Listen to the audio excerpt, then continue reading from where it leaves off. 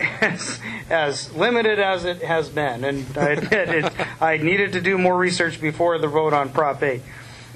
It appears that the main thrust of the opposition to gay marriage is essentially homophobic to some degree. In other words, not based in rationality, but just pure fear of what might happen, the slippery slope, the rock in the pond, the ripples going out to uncertainty, as the man mentioned. It's all a phobia. I mean, as if we didn't have any other controls after, one law was passed and all of a sudden we lose control of the entire society. Right.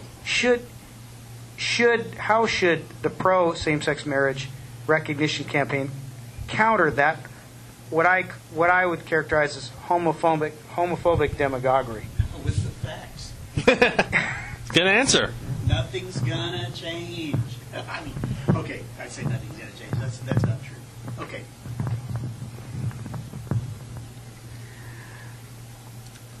The people who are afraid of, well, let's call it gay marriage.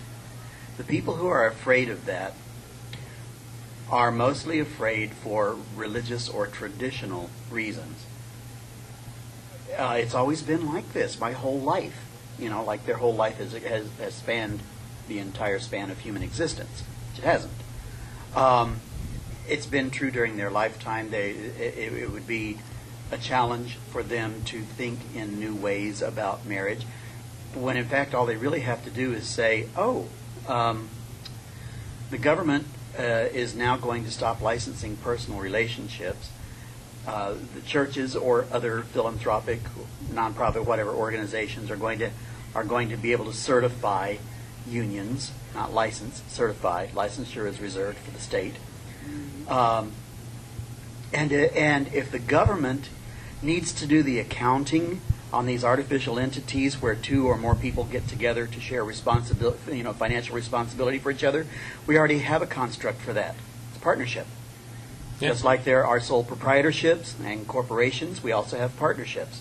And if the government needs to have some way to track the economic impact of people becoming responsible for each other financially, that model already exists. So countering the homophobic demagoguery, it's not just homophobic demagoguery. It is, as I see it, it's the fear of changing tradition and changing religious beliefs.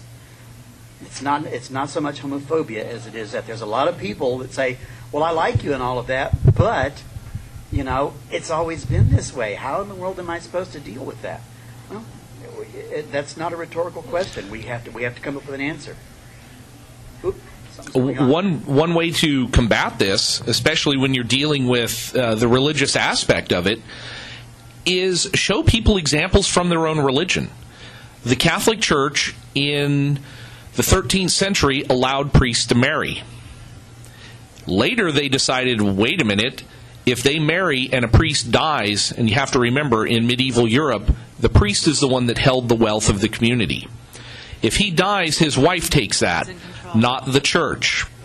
So the Pope banned the clergy from marrying so that the priest's finances and the clergy's money went back to the church. Modernly, the Anglican Church and many sects of the Protestant churches Thank you. The Anglican and Protestant churches have gay clergy. These are institutions that have obviously realized that change happens. It's not always good, it's not always bad, but it always happens. The Catholic Church is particularly bad at trying to hold on to the past, to the point where they have gone to war, committed genocide, various other things, and I'm sure they've atoned for that. They've been contrite. Many religions have done this, and they do it because they do it in the name of God, because nobody challenges that. At some point, you have to remind them their own systems have changed. So they don't need to fear the gay community. It's not about homophobia anymore. It is literally about the fear of change. And that this change does not have to hurt. And the economics of it are another aspect. Why did the government get into the licensure of marriage? Because they could sell you a license. Yep. They need to make revenue. At one point, they used it to track communicable and sexually transmitted diseases. Not even all the states do that anymore. Blood tests are no longer required in, I'm guessing, a majority of states. I'm not sure exactly. So the notion of marriage should go back to being a religious one. If your religion forbids this and you disagree with that, maybe you need to rethink your religion. Not your country. Exactly. If the Anglican Church will allow you to marry, but the Roman Catholic Church will not, why do you still have allegiance to the Pope? And these two religions are not that fundamentally different. Good segue. This is the last slide before we go to Q&A. Should marriage be recognized by the government at any level? And what you're talking about is in the last bullet here. But Well, go you through. know my answer. I know. We already got Bo's answer, but we'll get the rest of the panel to weigh in. So let me go through the first three bullets before we get to what we were just talking about there, Michael. The origin of government involvement was originally theocratic, as we've been talking about. It was all about councils of Trent and other kinds of historical doctrine, church doctrine, that became embedded in the law. So essentially, we were a theocratic kind of a legal basis until, all through the Renaissance.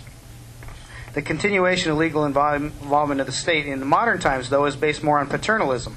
Apparently, states believe they need to incentivize marriage, in general, a stable relationship for family units, and disincentivize fragmentation of the family. All sounds good, right? However, current welfare state policies do clearly incentivize family fragmentation. So, do we need counter-incentives that currently exist? Meaning, like, there are benefits recognized under the law that are only allowed to sanctioned marriages, and do those counterweigh the disincentives in the welfare state? Well, of course, both are bad. So there's two, and we learned in math that two negatives cancel and become a positive. Let's get rid of the negatives. Okay, and then the last bullet point is Alan Dershowitz, the liberal lawyer, who also happens to come up with some pretty good insights. He says he advocates a privatization of marriage, relegating marriage as a term to the religious purview, as you were talking about earlier, and renaming the legal recognition to civil unions and granting the same kind of equal rights, and just work and thinking that half of our problem seems to be semantics. And I would totally agree with that. I think that's the main problem we have here, is that it's the title. And the fact that a lot of people think that civil unions, you get the same benefits, you get the same legal rights as you would, but it's not the name. That's what I've been thinking. Just put everybody under a civil union. If you want to say you're married, say you're married, because you're legally binding under a civil union. It's just a matter of the name. And the contract. Go a step farther. If we say civil unions, we're still making this a special case. Okay. Call it what it is for the government's sake. It's partnership. Okay, that's a good point. It's the business model we need to be pushing. It already exists. It already works. And rather than make a special case out of people getting together, because they love each other and want to be responsible for each other financially, tell them it's a partnership. Yeah, and that's totally a good idea. Have everybody just be on the same level as a partner.